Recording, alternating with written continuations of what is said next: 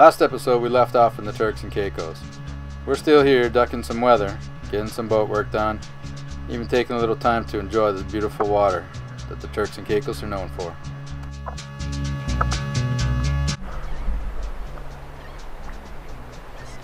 Bon dia from Coxburn Town in Turks and Caicos. We got in yesterday and I filled up with fuel. Came out to anchor, set the anchor, had an awesome dinner, some of the mahi that we caught the other day, and soon after in came a squall with about 30-35 knots of wind, and got us spinning around on anchor, and we did a couple 360s and actually wound up getting the anchor in a anchor chain in a little bit of a ball there. Shook that out, and actually I'm gonna go fish real quick because the little school fish is close. Hasn't been this close yet. From a taste so sweet, I got the morning on a mountain. The winds had gotten up so much the night before we lost the top to the barbecue, snapped the wire in half that held it in place, and the warp got wrapped around the wind generator, stopping it completely. We had enough boat work and it was time to hit that water. What they say about the water in the Turks and Caicos is true. It is absolutely amazing. Not just the temperature, but the clarity is insane.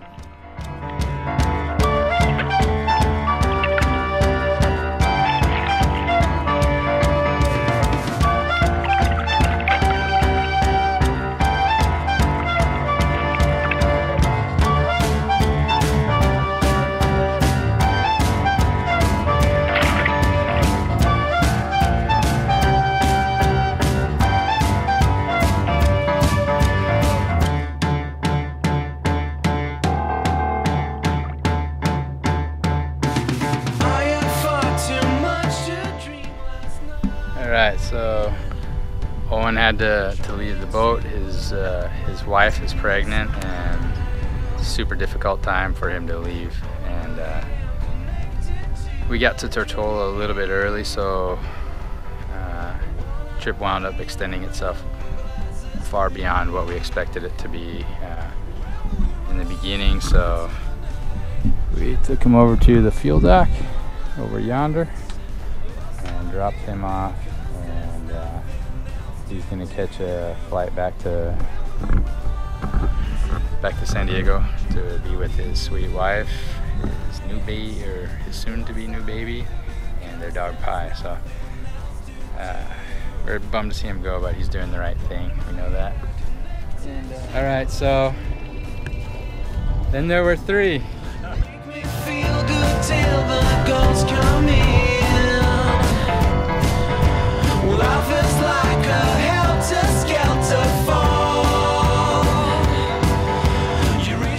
With Owen leaving, the dynamic of the boat pretty much changed. It wasn't necessarily worse, it was just a whole lot more business. And there was a lot of business to take care of. Baltimore's still quite a long ways off. We needed to get there.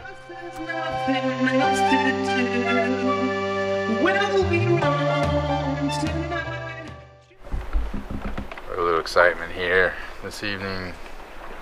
We went to bed with a little rain going on, and then squall started to roll in, and woke up with the anchor alarm going off. So sailing vessel Morva, I think it's a French boat, doesn't appear to have anybody on board, and it is dragging down the harbor.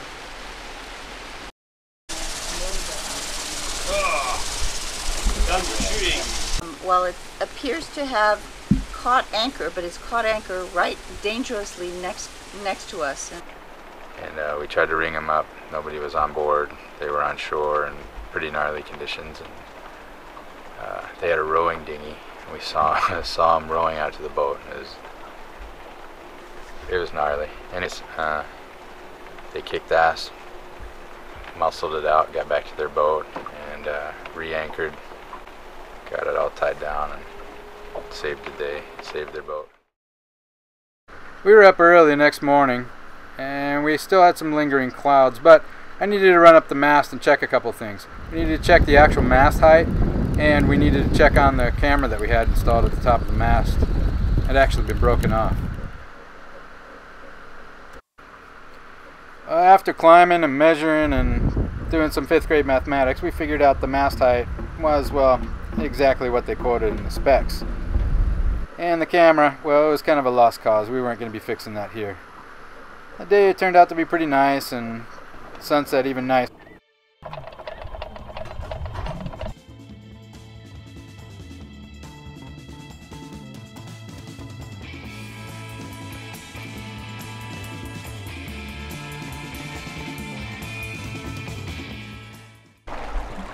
Saying so long to our friends here in Turks and Caicos, and are making our way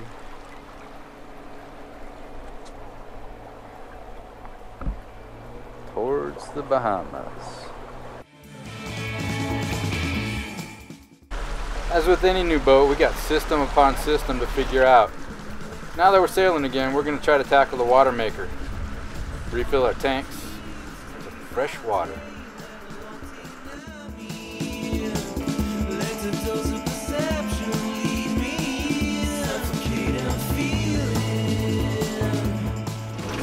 So basically, rundown on this is seawater comes in from here, comes up, goes through that pump, down through the filter, into the high pressure pump, which pumps it through the membranes, cleaning it of salt, comes through there, and right now we're pumping it into this instead of pumping it into our main tanks. And then once the level comes down on this, so once we get it closer to 400, we can turn it on and start pumping water into our tanks. And then we can fill up the hot tub with fresh water. Gotta have fresh water in the hot tub, man. Come on. We are making water. Making water, making water.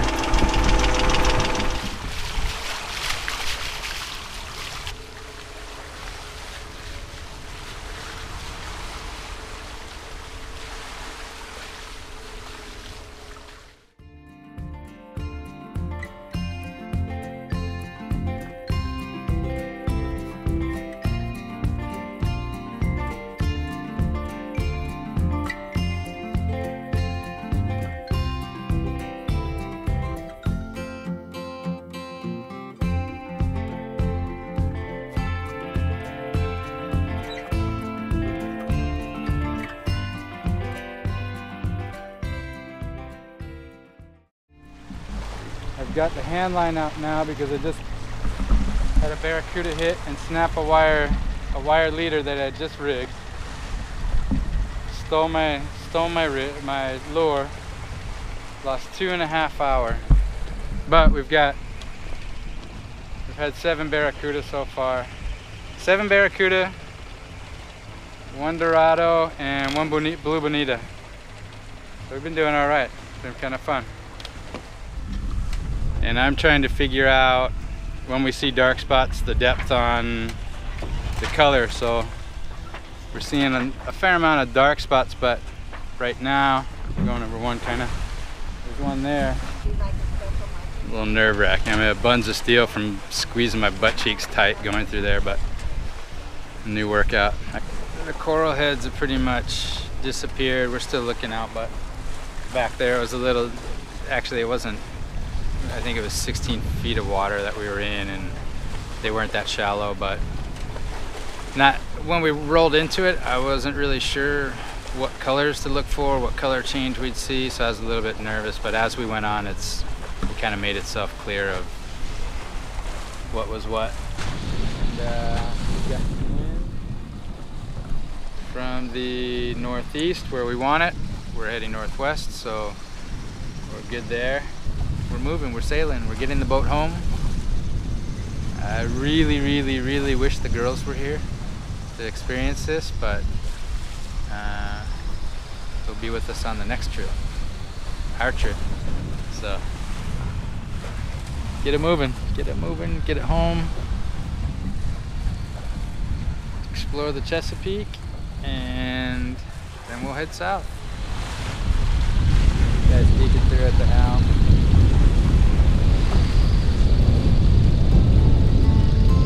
Pretty shape in the sails.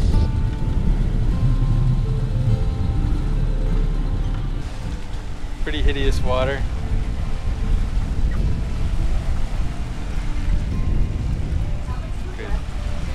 Crazy, crazy, crazy. It's in the middle of the ocean. It's 12 feet deep. And we draw about 4 feet. And pretty crazy. You can see it on the chart here. We've got 4.87 miles until it literally goes from 10 feet deep to 846 deep.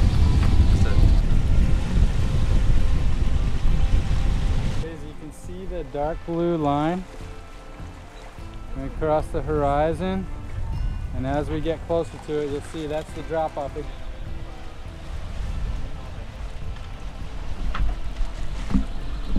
We're now leaving the Caicos banks, entering the North Atlantic.